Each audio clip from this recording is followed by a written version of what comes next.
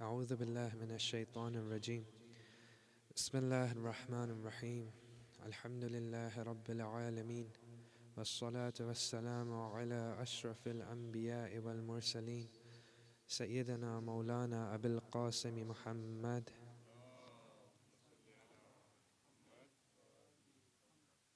وعلى أهل بيت الطيبين الطاهرين.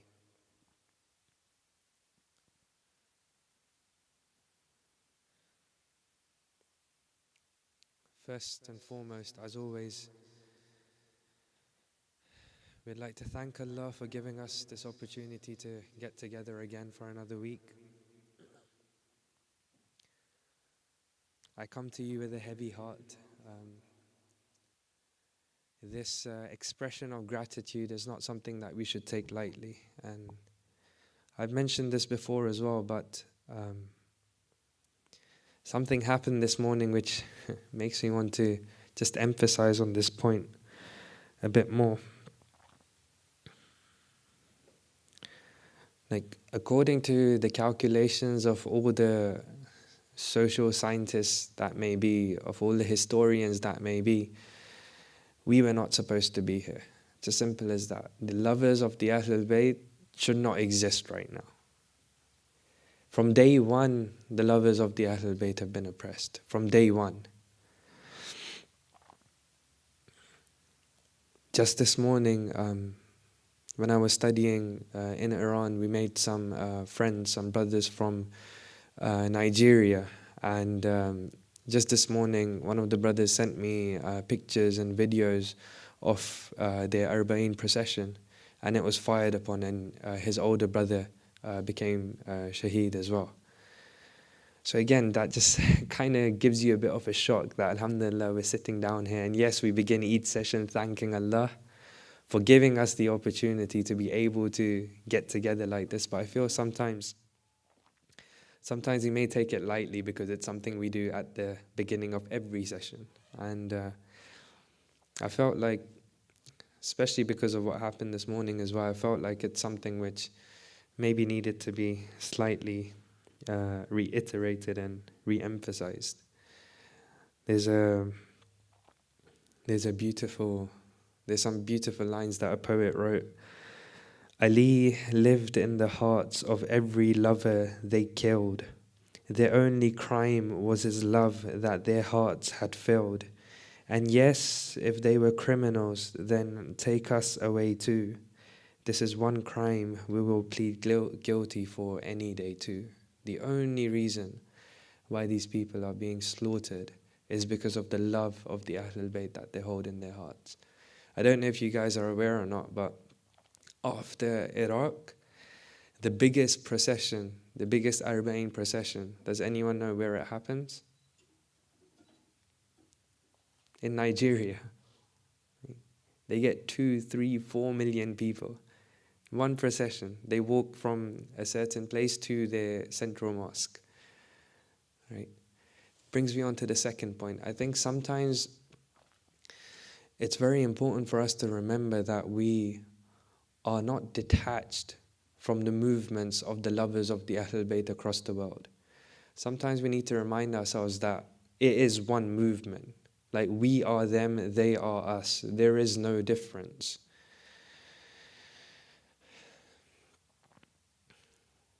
It's as if, for example, if someone has a toothache, it's probably the most excruciating pain I've had.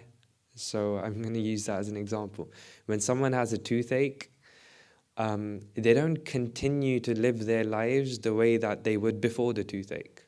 Right? So you have a toothache, you don't continue to eat your food by like grinding all of your teeth, and you're very careful of exactly where food is in your mouth. Or for example, you make sure nothing cold touches the tooth which is hurting, right? To the extent that pain gets so much that sometimes it paralyzes you, just that's how much the pain is. To the extent that you may even decide to take a couple of days off work or school, for example, right? Did the Prophet not say that my ummah is like a body? When one part of it hurts, the whole body suffers? Are we not the followers of the commander of the faithful who had said that just by hearing the news of injustice, just by hearing the news of injustice, if a Muslim was to die of grief, then that death is worthy. But do we see ourselves attached to these different movements across the world? Like we think, okay, look, we're over here, halfway across the world, and we're safe, we can have our majalis, nothing's going to happen to us. If we have a sense of security over there, but our brothers over there don't, then something's gone wrong. Right? Why is that connection not being established? Just like the enemies of the Ahlul Bayt, just like the enemies of the Ahlul Bayt will die because of disbelief at how 5 people in the funeral of Lady Zahra salamullah alayha could turn into 25 million people going to Arba'in. Trust me, brothers and sisters, those same enemies of the Ahlul Bayt will die of disbelief when they know that there's a group of the lovers of the Ahlul Bayt who are halfway across the world, foreign to the culture of Islam, foreign to the language of Islam, foreign to the lands of Islam, and they're willing to sacrifice whatever they have for the love of the Ahlul Bayt. You are one movement. There is no difference between you and them, between us and, for example, the brothers and sisters in Nigeria or Pakistan, Iraq, Syria, Lebanon, Yemen, all of these places which we see the lovers of the Ahlul Bayt facing problems. These are the days of Arba'in. And as I said, it's important to recognize that, look, it's not 25 million people who've gone in a distant land on this procession from Najaf to Karbala. No, we are a part of that. Right? Their safety is our safety, their numbers are our numbers. It's not. In reality, it shouldn't be 25 million people. Every single Shia that exists is a part of that procession. Yes, physically it may be 25 million, but every single Shia that exists, every single lover of the Ahlul Bayt that exists around the world is a part of that procession. Open brackets, I find Arba'in a very good time to kind of just, take a break, like breathe, pause. What have I done that I was not able to go? How fortunate are those who were able to go physically, right? It's a time to just look back at your life, look back at your actions, hold yourself accountable. What is it that I have done that has resulted in me being here and me not being there? The poorest of the poor, the ones in the worst of situations, the ones who had like no hope of going, they end up going. But I'm stuck over here. I open another brackets within this brackets. There's a brother, for obvious reasons I won't be able to mention his name, but American passport holder, right? American passport holder. He forgets his passport in Qom. We go down by bus to the border of Iran and Iraq to go on Arba'in. And as you guys know, generally, they're a lot more relaxed at the time of Arba'in on the Iran-Iraq border. They kind of, let everyone go, unless you're a foreigner. If you're a foreigner, they have to maintain the, strict control, especially from the Iranian side, especially if you're an American passport holder or you're American. This brother said, do you know what? I forgot my passport, but he remembered when we were maybe an hour or so in the journey. He's like, let's go, let's see what happens. Worst comes to worst, my intentions and stuff are there. Worst comes to worst, I'll just come back, right? And not only was he able to go through the security and passport control from Iraq side, when he was coming back into Iran, them knowing he didn't have his passport and them knowing he was a US citizen, they still let him in. Right? People who find themselves in such situations are still able to go, yet we're stuck. We're not able to physically be there. And when it comes to Imam Hussein, work and family and stuff like that, that's not an excuse. There's a reason why with those limitations we weren't able to go, and others with a lot more limitations have been able to go. But this is a question for ourselves. We need to ask ourselves this: what could I have done that could have helped me be there and not here? That being said, again, close brackets, that being said, just because we are here and they are there, we shouldn't disconnect ourselves from that. No, we are very much connected, right? And we're living in very interesting times as well. One of my teachers mentions this a lot, in fact. He says that it is for the first time in the history of mankind where every country that is directly involved in the reappearance of the Imam is headline news around the world. Palestine, Iran, Iraq, Syria, Saudi, and did I say Yemen? Yemen, right? All of the countries, for the first time in the history of mankind, all of the countries directly involved in the reappearance of the Imam are headline news. There's something going on there. You know, there was a time where you were like, okay, Iran, you can understand, and then Syria happened. Okay, Syria, Iraq, you can understand. Like, what about Yemen? Like, I don't understand Yemen. Like, there's nothing. And then Yemen happened. And I was like, okay, like, but, you know, millions? Seriously? Like, how is the Imam going to come back and mobilize millions, right? So my teacher says, it almost feels like Arba'een right now is the Imam getting us used to mobilizing in our millions for when he does come back. Inshallah, we pray that the efforts the brothers and sisters have put over here, the efforts of the lovers of the Ahlul Bayt all across the world, we pray that these are steps which are bringing us closer to the return. There's one other point I'd like to mention. One of the issues I find in the community in the UK, anyways, I can't speak for the community over here, but I hope this isn't a problem over here, is that, for example, if something's happened in Iraq, the Iraqis will go to the embassy to protest, for example. Something happens in Pakistan, the Pakistanis will go to the embassy and protest. If something happens in Palestine, then again, like a very select group of people will kind of go and stuff, right? We need to get rid of these borders that we've created between us, right? There is no such thing as an Iraqi or Pakistani or Afghani or whatever, when the reason why they're being persecuted, the reason why they're being oppressed, the reason why they're being killed is love of the Ahlul Bayt. We need to get rid of that from within us. And the first step from our side is what? At the very least, be informed about what's going on. I mean, I speak to myself before anyone else. It's a shame that I did not know how many Shias there are in Nigeria. It's a shame that I did not know that the second biggest procession of Arba'een is in Nigeria after Iraq.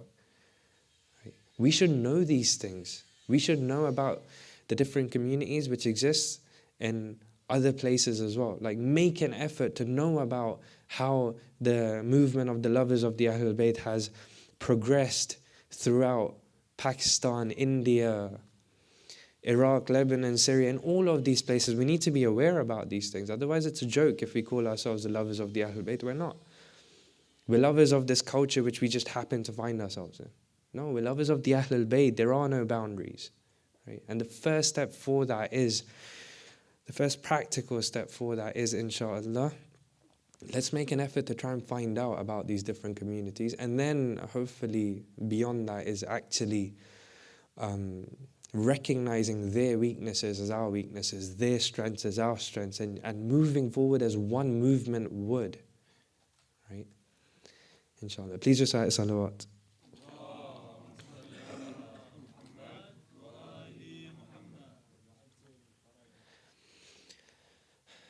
So in the discussion that we've been having, we've been looking at the different virtues of those who have taqwa. And if you brothers and sisters remember, in our last session we were looking at verse number 132 and 133 of Surah Al-Imran. in which we looked at what does ita'a mean, in which we looked at what does sinning actually mean, in which we looked at what does maghfirah actually mean. And we were looking at verse 133, which spoke about hastening towards forgiveness, right? And we looked at why is it that Allah uses the word hasten towards forgiveness and not just go towards forgiveness, right? It suffices to say right now that we spoke about it for about 25 minutes. So if you guys do get the chance, do have a look at the previous talk. So you guys, if you are not there, so you guys can maintain the link. I think it's not fair if I repeat too much from the last session. A point I did want to mention from this verse is 2 points actually I wanted to mention from this verse. Hasten towards repentance. Right? There's 2 more things that we get from this. The first thing that we understand just from this phrase is what? O man who hastens towards everything, at the very least, hasten towards that which you are worthy of, at least in the same way. And even that's like a bare minimum. You should be hastening towards things such as maghfirah, at least in the same way that you're hastening towards like other worldly benefits and stuff. Right? The Quran doesn't say hasten towards these worldly benefits, does it? It doesn't reject them either, but it doesn't say hasten. What does it say? It says hasten towards things like maghfirah. So, again, as a practical point, we need to reassess our lives. Are we making sure that the things we are putting effort in achieving, or we're putting more effort in trying to achieve, are they those things which are worthy of us to try and pursue, like maghfirah? Or are they things which, just like us, they'll leave this world as soon as we leave, things which are here today and will not be there tomorrow? That's the first thing. The second thing is, if you look at the continuation of this verse, it says, وَصَارِعُوا إِلَى مَغْفِرَةٍ مِّن رَبِّكُمْ وَجَنَّةٍ عَرْضُهَا السَّمَاوَاتُ وَالْأَرْضُ أُعِدَّتْ لِلْمُتَّقِينَ. That's the continuation of this verse. What does that mean?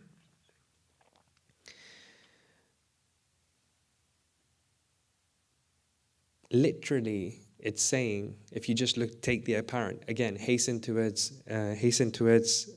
forgiveness from your Lord, and a heaven, the width of it or the size of it is equivalent to all the heavens and the earth. Right? Again, something like all the other verses we've been through, something which we may hear on a regular basis. Okay, the Quran talks about these are the things which the believers will get. These are the rewards which the believers are going to get. It's a very beautiful point that we can take out of it. A lot of people use these verses to reach the conclusion, what? To reach the conclusion that we are not supposed to get anything in this world, right? We're going to get all our rewards in the hereafter. Because it says, like, hasten towards forgiveness from your Lord, and heaven, the width of which is like this much, right? What does that mean? Where's it talking about our reward in this world, right? That's how we generally look at it. Another way of looking at it is like this. What God is trying to say to us is, imagine if I can give you this over there, imagine what I can give you over here. In fact, it is so easy for me, and it is so valueless for me, what I can give you over here, that he doesn't even mention it. Notice, nowhere does he reject that you're not going to get anything over here. But by highlighting what he can give you afterwards, the point is being made that, look, this is the same Lord who can give you that. Imagine what he can give to you in this world. That's what we're supposed to be taking from it. All of a sudden, this verse is not something which stops us working because we want to see the reward now. Rather, it becomes into a motivation for us to do even more work, because we're like, okay, like Honestly, if he can do that for me there, then imagine what he can do imagine what he can do for me here. Right? It becomes from a pacifier to a motivator. Remember, 5 years before the revolution, these speeches were 5 years before the Islamic Revolution. Right? We said there were two movements who were trying to bring about the revolution. There was the communist movement and there was the Islamic movement. And what was one of the main slogans of the communists against the Islamic movement, against religion as a whole? That it's the opiate of the masses. Right? It puts people to sleep. It pacifies them. This religion is something which just exists within your hearts. It's something which puts you to sleep. Right? Unfortunately, if you have the previous understanding which I had from this verse, then yeah, it does. In the apparent, it looks like a pacifier. That's true. If the reward is only for there, then okay, I don't really need to do anything for this world. But if you understand it correctly, what happens? The same thing in religion which you thought was a pacifier becomes a motivator.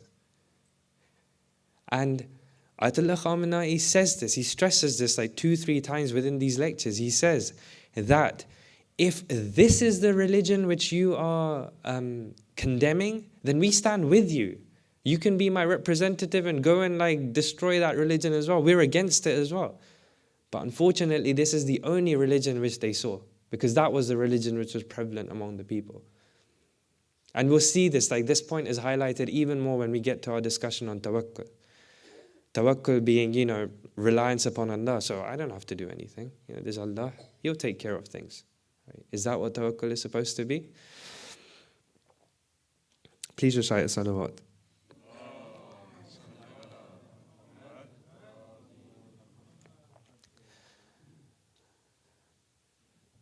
We go on to the next verse, 134 of Surah Al-Imran.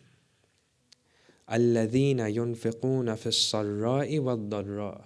Okay, so it's still talking about the virtues of the mu'min, the virtues of those who have taqwa.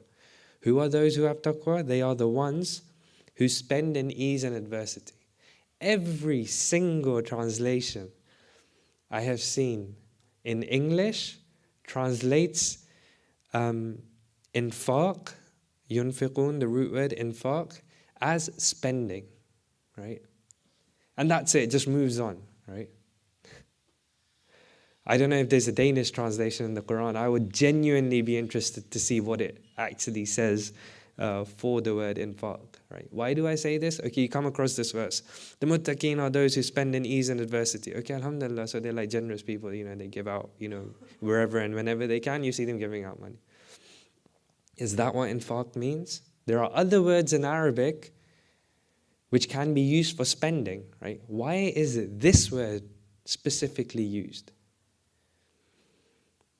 And he explains this, his tafsir of just this word. Again, like it turns religion into something being passive and not dynamic, into something which is very much full of life and energy, right? Infaq is not just any type of spending. Infaq is that type of spending which helps fulfill a need that exists in society. Infaq is spending to fulfill a need or necessity that exists within society. That's what infaq is.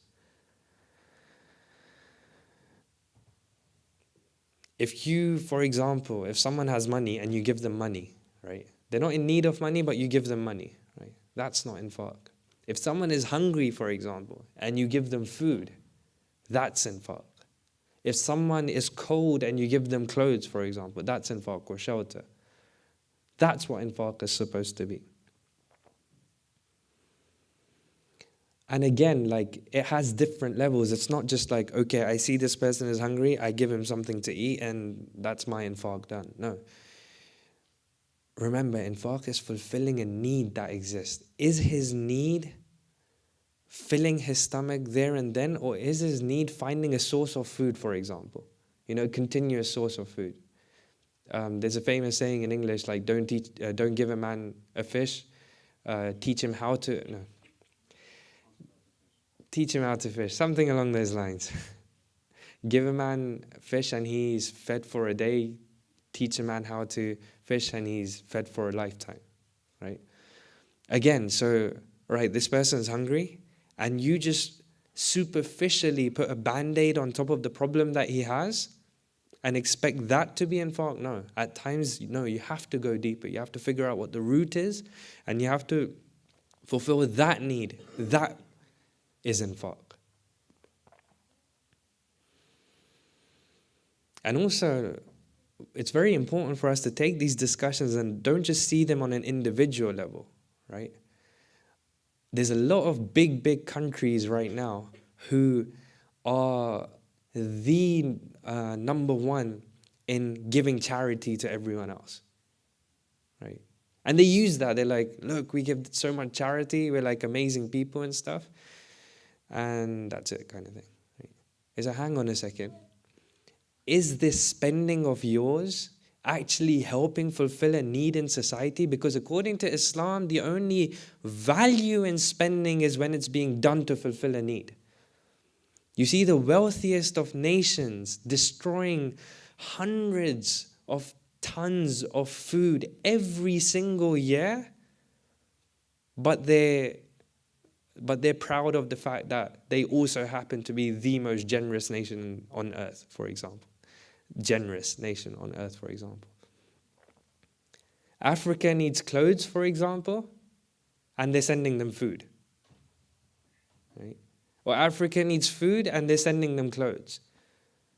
There's a very famous documentary in which they showed how literally containers worth of clothes were coming in to one of the African countries. I can't remember which one it was. And the families were taking those clothes, cooking them on top of a fire and eating it. It's clothes. They're literally cooking clothes and eating it because they just want to feel like there's something in their stomach. That's the beauty of Islam. Islam doesn't just say, throw around your money and that's it, we're going to respect you for it. No. Islam says if you want to be respected because of your spending, make sure that it is being done to fulfill a need that exists. Another thing, when we're talking about spending, what comes to our mind? Money, right? You give money, right? Is that what Islam is saying? In fact, is that what infaq in Arabic is related to? Is it just the spending of money? No. Time. Other resources you may have. Your energy. Education. Like you may have some knowledge which you want to... And money, of course, is also one of them. Right? It's not something that's limited to money. And that's, again, something very important that we forget. I'll give you an example why. And I'm very scared to use this example because I may be the person that literally personifies this. But people who speak, for example, they come on the minbar or they give a speech, right? They're speaking for 60 minutes. Right? Speaking is not a skill, right? Spending that time and energy to prepare a talk and then execute it, that's not a skill. The skill is to talk about stuff which is needed within the society. There are plenty of people who can talk. There are very few who actually speak in a way that their words are fulfilling a need or necessity that exists within the society. I think I gave you guys the example. I've been in talks in which the whole Muslim world is burning outside of this center, right? Literally, at that time, I remember it was the time of the Intifada 3.0, as they were calling it. Like Palestine was burning. Yemen, Iraq, Lebanon, Syria, Pakistan, there was a bombing there. Afghanistan, there was a bombing there. It was those days very close to Eid in Iraq where they bombed one of the like places where a lot of families used to go, just to enjoy themselves and stuff. All of this is happening, and I just heard a half-an-hour lecture. I mentioned this to you guys before. I heard a half-an-hour lecture about what? What will be the material of the plate and cup that we will have in heaven? Subhanallah. Yes, you have knowledge. Yes, you can talk. But is that really something that fulfills a need or necessity that exists within society? So if anyone, and this is obviously I speak to myself before anyone else, if anyone thinks that they are deserving the praises of the people, if anyone thinks that they have a bit of taqwa in them because, they're spending so much time and energy and stuff to give these talks and stuff, just because they're talking, but those talks are not helping fulfill a need that may exist in that society, they have no right to be known as those who have taqwa. A lot of times these things are done in the name of religion. A lot of time these things are done in the name of religion. How many times in our centers, I take it back to my own community, I don't know about the community that's over here, how many times in our centers are we feeding those who are fed? How many times are we spending thousands of pounds or tens of thousands of kronas feeding the stomachs of those people who would have had food anyway? Now that has its own place, don't get me wrong, that has its own place and it has its own reward, and again, you have to judge it on a case-by-case basis. But the point is, you are the followers of the person who, when he was the Khalif of his time, he used to go at night and feed the orphans with his own hands. Disconnect, maybe? Something went wrong somewhere? A lot of times these things are done in the name of religion.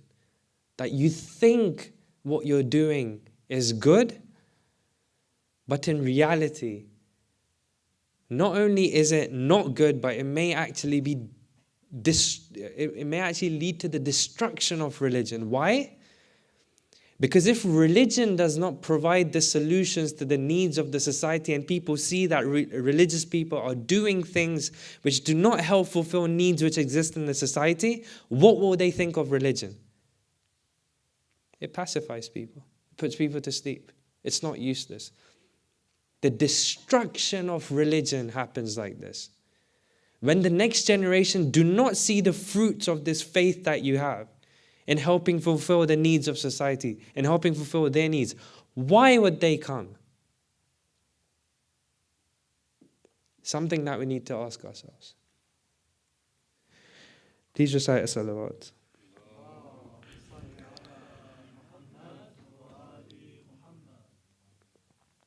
And how serious is this? Because you guys can say, oh, you're just, making something which isn't really that serious into a huge problem because you're shouting about it, right? How serious is this? Let's turn to the Quran. Again, when I read this verse within this context, it's like a punch to the chest. Has anyone been punched really hard in the chest and you can't breathe anymore? This is how it felt like. Surah Kahf, verse 104. Surah Kahf, verse 104.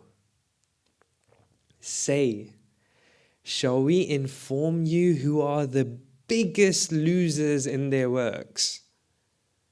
Right? Shall we inform you who are the biggest losers in their works? Okay. Open brackets. There's one thing when I'm I just want to annoy my friend and I just, want to make fun of him, kind of say, you're a loser. Right? That's one thing, right? There's another thing when Allah is speaking. And He's like, shall I tell you who are the biggest losers? Not just one of those, small L's. No, big L, right? You're a serious loser. In fact, according to Allah, the biggest loser. Those whose efforts are misguided in the life of the world while they suppose they are doing good. The biggest losers. Subhanallah. That's a very scary verse in the context of those who think that they are doing infaq. Do you want to put some historical context to the seriousness of this?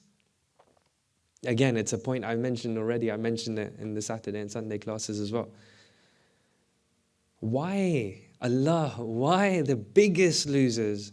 Because it is these people who led. It's these people who became the reason why Imam Ali alayhi salam had to go into battle. It's because of these people that Imam Hussein alayhi salam was killed in Karbala. That's why they're the biggest losers. Why? Remember the Battle of Nahrawan, the example I've given before? These are people, the people who fought against Imam Ali alayhi salam, who were they described as?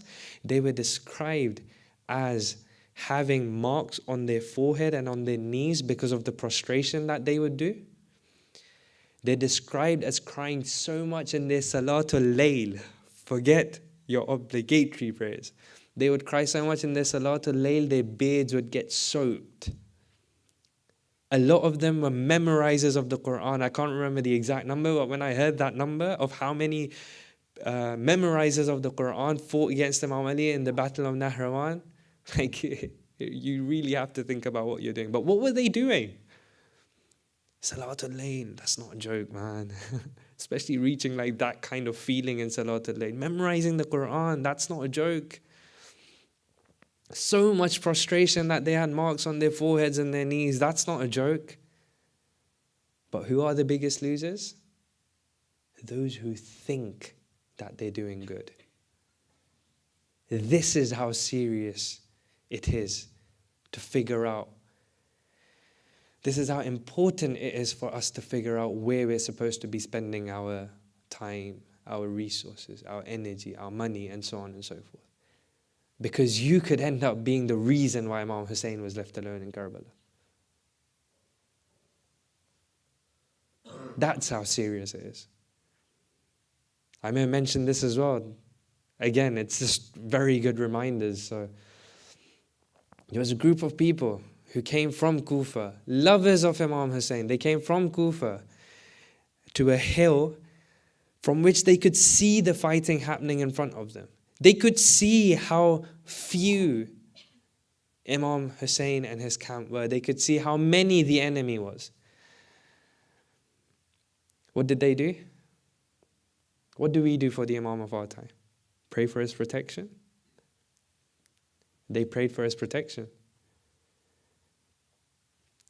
And they went back.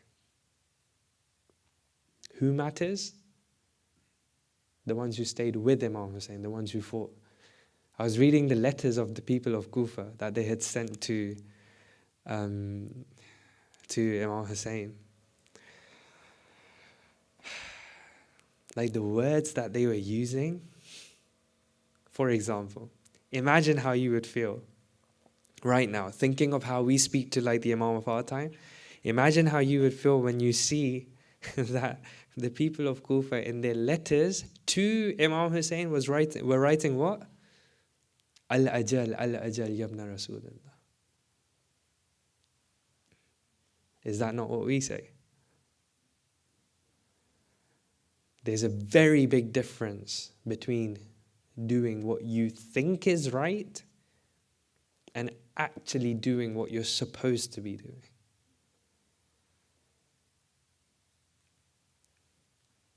And there is a way to figure out or have some sort of a formula to deal with this specific question, because okay, like we don't want to be like fighting against the Imam, or at the very least we don't want to be the reason why the Imam finds himself in that situation. How do we make sure? It's a question we need to ask ourselves. How do we make sure that what we are doing is in accordance with what the Imam wants and not just what we think is right? Let alone if we're doing stuff which we know isn't right. Like that's a different issue altogether, right? But you're trying your best. You're doing whatever you can. How do I know what I'm doing right now is what the Imam wants?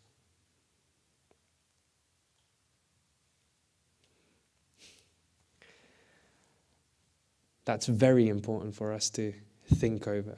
And literally we'll need another 2-3 speeches if we were to just take this question out and look to answer it. But at the very least, let this ignite something within you to figure out what the answer is. Let's take that from this session. Please recite salawat.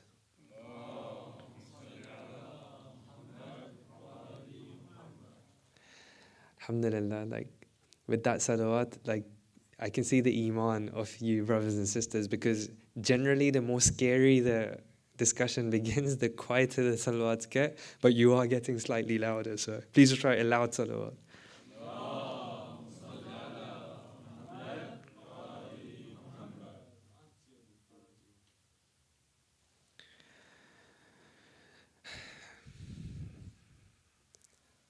There's more to be said on the discussion of infaq, but I'm going to leave it there.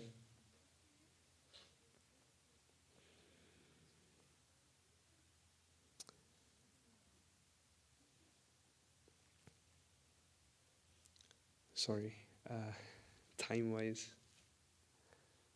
how long do we have? Okay, let me mention one more point before the Messiah begin then.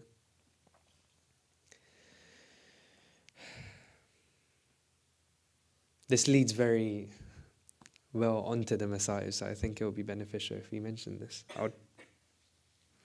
I'll try and be as summarized as possible, inshallah. If you look at the continuation of this verse, okay? الَّذِينَ يُنْفِقُونَ فِي السَّرَّاءِ وَالضَّرَّاءِ. Right, they spend in good times and bad times. Ayatollah Khamenei, in his speeches, he doesn't open up on this point, like good times and bad times, so I'm not going to touch upon that either. However, the verse continues, وَالْكَاظِمِينَ الْغَيْظَ وَالْعَافِينَ عَنِ النَّاسِ وَاللَّهُ يُحِبُّ الْمُحْسِنِينَ. And I'm not just, stretching this talk to the end of this verse because it mentions my name, I promise. Right? It's very beautiful points. Again, remember the context of these speeches. Preparing the people to rise up, redefining what they understand of religion. So what religion truly means penetrates and permeates through into their lives, and they are able to carry out what was necessary. Look at this verse. وَالْكَاظِمِينَ الْغَيْظَ. Right? What's that about? Very simple translation, controlling your anger. وَالْعَافِينَ عَنِ النَّاسِ. Simple translation, forgiving the people. Right?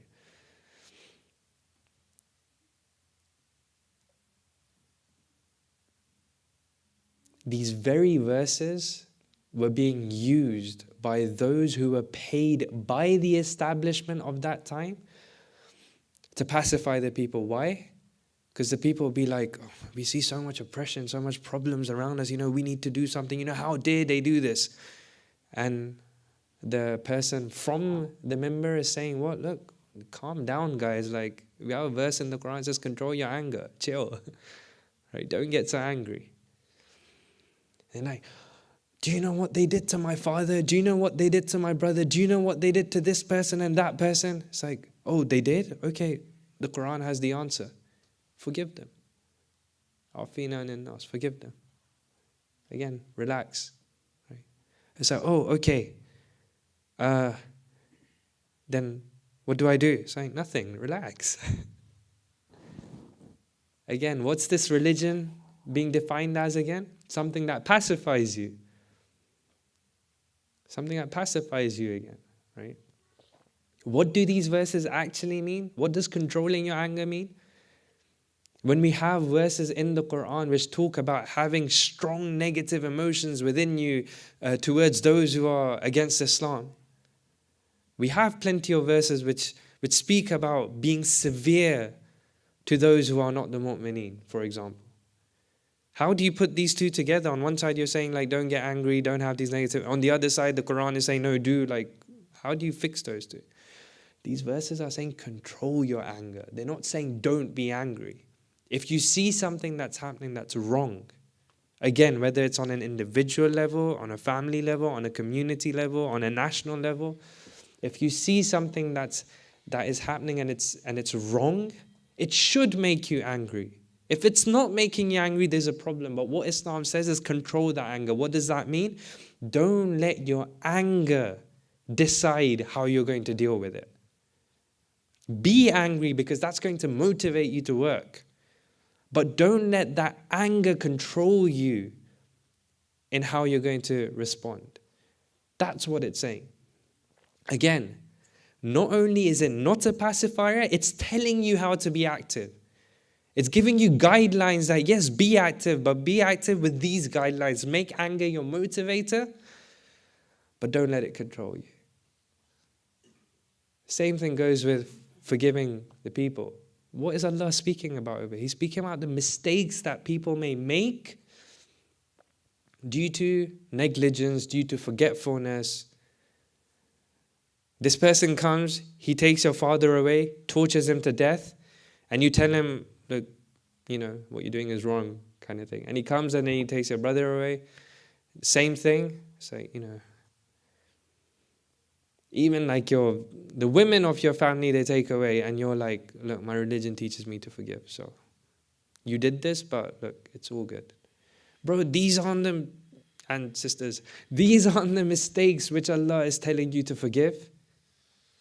Forgive those mistakes which are made due to forgetfulness, due to negligence, due to ignorance, for example. Not mistakes which are repeatedly made over and over again with purpose, with consciousness. That's what's being said over here. Wallahu yuhibbul muhsinin. Again, he doesn't mention anything specific about this last phrase. However, there's a very beautiful story of Imam Hassan alayhi salam. Please recite a salawat for his soul.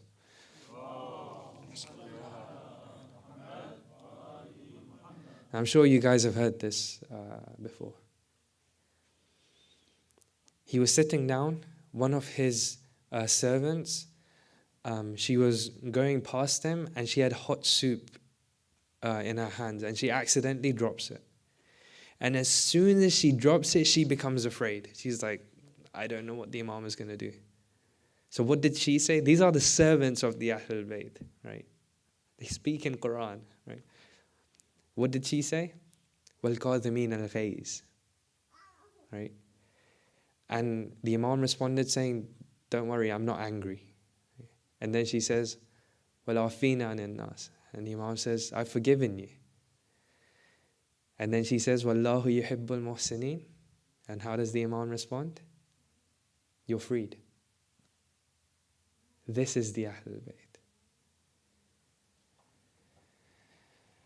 This is the family of the Ahlul Bayt. This is what they're known for.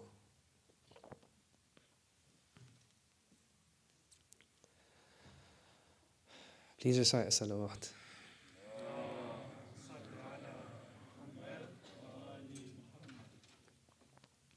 Assalamu alayka ya Aba Abdullah.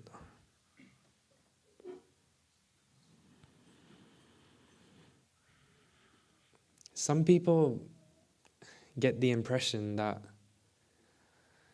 after everything Lady Zainab went through, she must have been tired. After everything Lady Zainab went through, she must have been tired. And we've said this before as well. We're not talking about what happened in Karbala. We're talking about from Medina, from what she had to witness with her mother, what she had to witness with her father.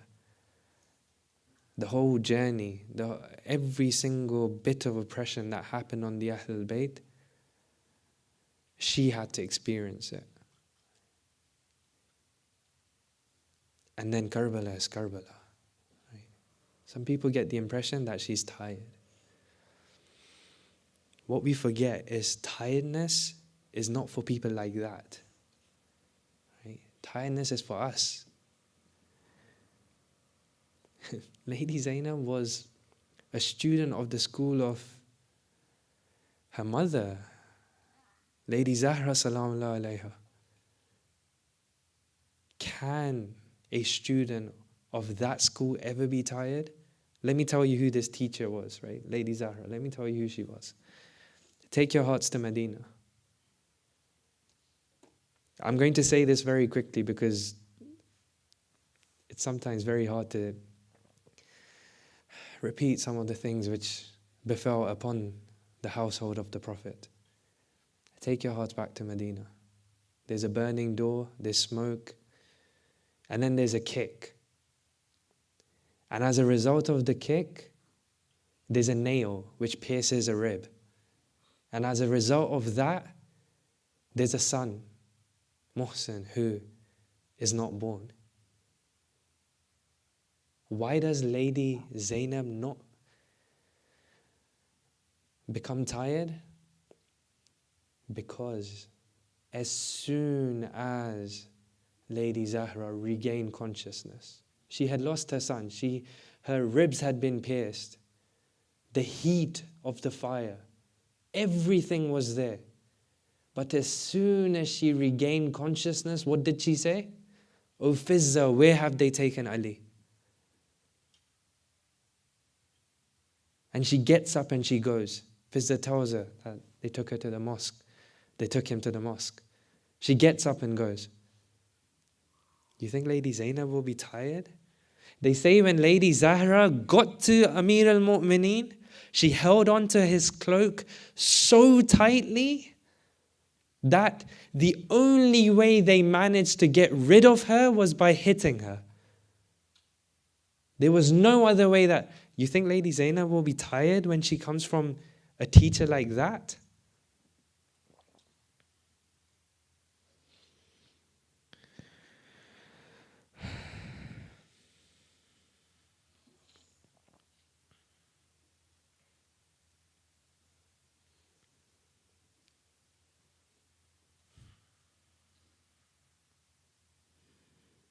Lady Zainab, like who was she? Like we said, historically there's, she witnessed all of these things. SubhanAllah, like Amir al-Mu'mineen, when he was struck on the head, the person who lifted the doors of Khaybar needed the help of 3 people to carry him home after he was struck on the head.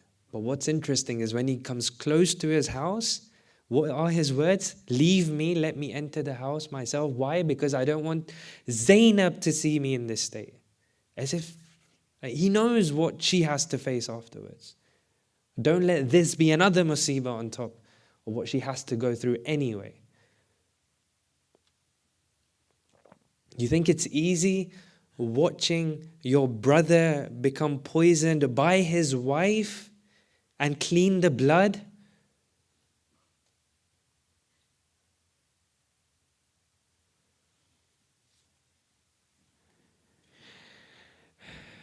She was the lady that was repeatedly hit throughout this journey. She became a target. She was forced to walk upon thorns in the desert. They would deliberately put those in front of her. They would collect them and put those in front of her. She was forced to ride on the bare backs of the camels. Like that in itself has its own musibah which cannot be mentioned. She witnessed the martyrdom of so many in Karbala itself. She was the one who witnessed her brother being slaughtered with a knife on the same neck that the Prophet used to kiss and that she kissed when she gave her last farewell.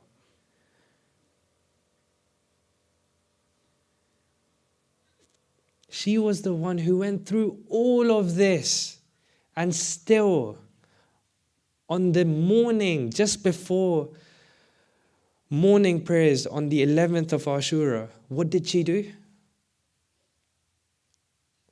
She got herself ready for Salatul Layl, Realizing she cannot pray it standing, she prayed it sitting down because of how her body was feeling at that time.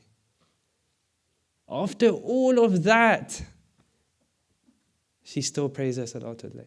You think she's going to be tired?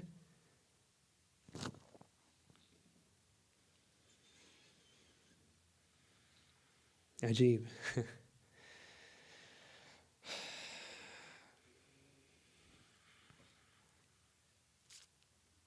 Like her test was like it's as if God wants her beauty on every level to be exposed to the world. Every time the daughter of Imam Hussein, that 3-year-old daughter of Imam Hussein, used to be conscious, she would cry until she became unconscious. And who would be responsible for bringing her back into consciousness? Lady Zainab.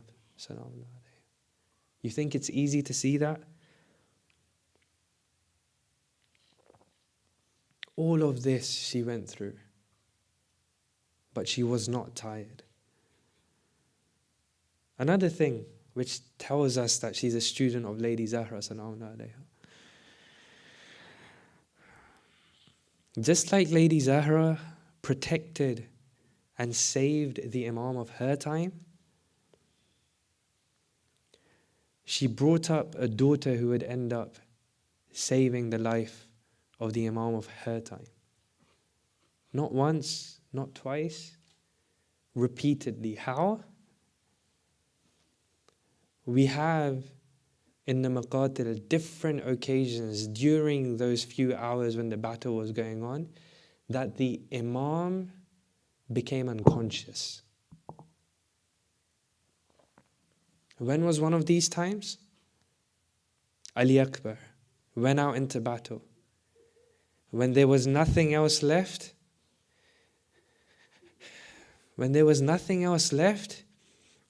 he held on to his horse when he was struck, and the horse, losing control, went into the depth of the enemy where he was completely surrounded. The voice came out for his father. Imam Hussein came. Leaving the specifics aside, Imam Hussein came, sat down next to Ali Akbar.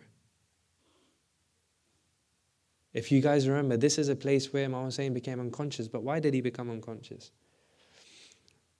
He sat down and he placed his hands underneath the chest of Ali Akbar. But when he lifted his hands, it was only his chest that came.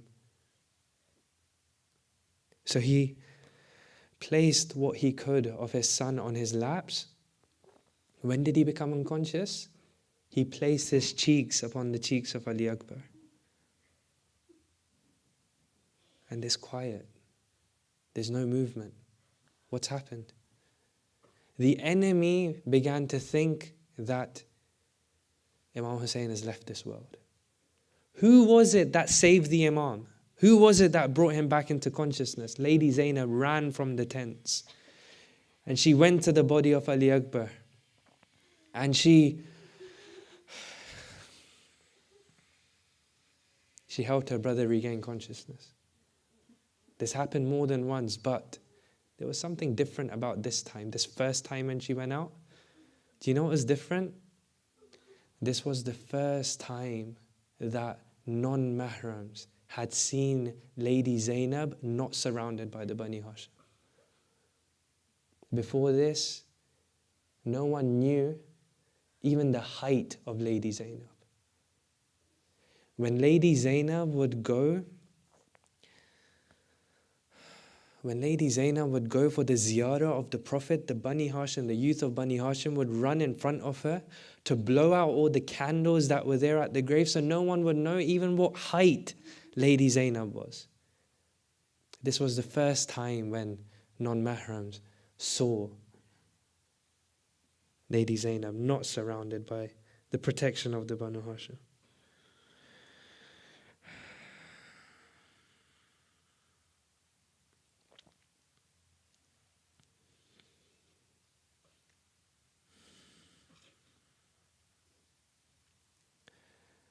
it really, if you just, take a step back and you think, it's like you wait all year for Muharram, Muharram comes, blink your eye, it's Arba'een.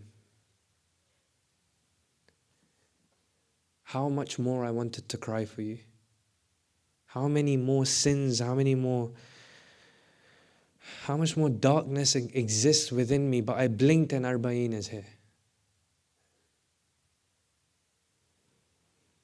And who knows if we get another chance next year. This may be it. This may be our last Arba'een. This may be our last chance to cry properly for the family of the Ahlul Bayt. If Ashura was the story of fathers, sons, uncles and brothers, Arba'een is about mothers, daughters, sisters and aunties. It's about remembering what happened to them after the day of Ashura.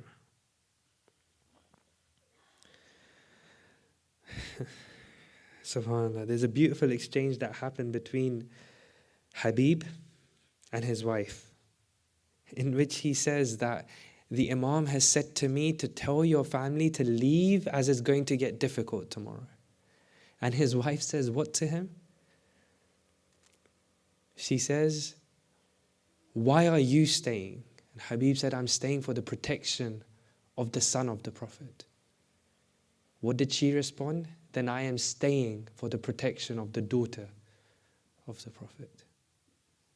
Because what will happen when you have gone? What will happen when Hussein is gone? And you have to understand, like, these wives of the companions who remained, they played a very interesting role. Right? From Karbala to Kufa, they surrounded Lady Zainab. If anyone tried to hit her, if anyone tried to whip her, if anyone tried to throw anything at her, these ladies would come in the way to protect Lady Zainab. But as I said, this was only until Kufa. When they entered the court of Ubaidullah, he realized that as this caravan is moving forward, there's a circle of ladies and there's one lady in the middle. What does he say? He says, who is this?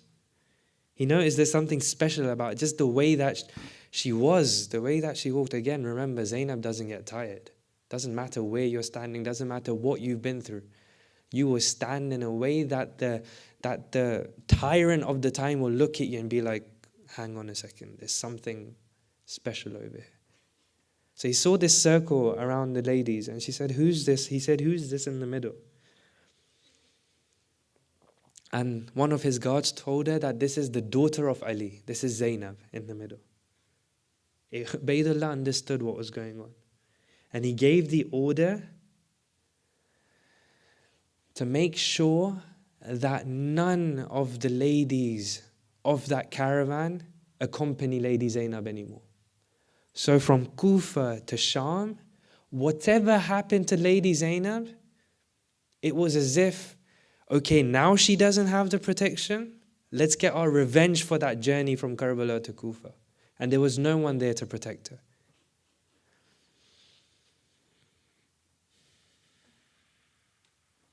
And then they got to Sham. Just to make you understand like what Sham was at that time, families used to avoid going into Sham because it was known for its drunkards, it was known for its crime. So if anyone needed anything done in Sham, like they would send their men. This is the Sham that Lady Zainab was taken to.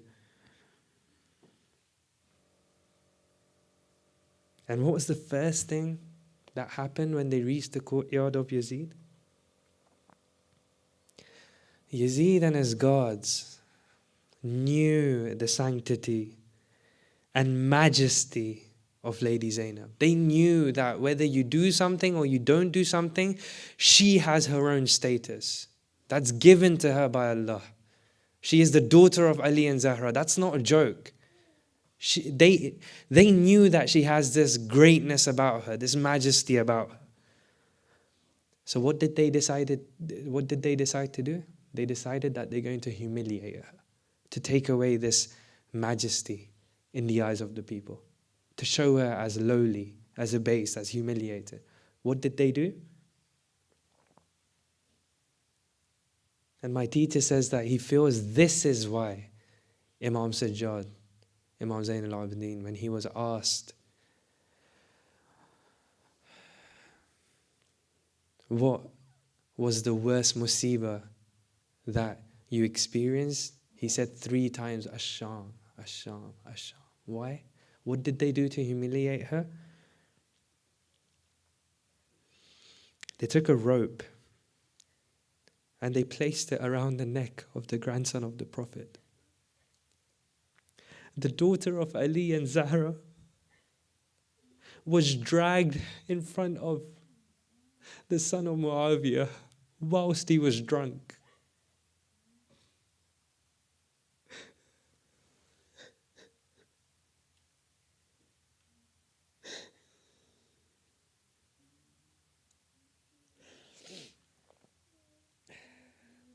O Zainab, Lady Zainab, your day has arrived. Through what you had to face, Karbala has survived. You saw tears of your father, bruises of your mother, Hassan coughing blood, and what of Hussein, your brother, my dear lady? Where do we even begin with your grief, losing all in one day? It goes beyond belief. Karbala survives, lady, through what you went through, like the whips, turning your bodies bruised, black and blue, the rough backs of the camels, the ropes and the chains, the spikes on shackles, thorns scattered across the plains. Zainab, with a ripped heart, how many times you died.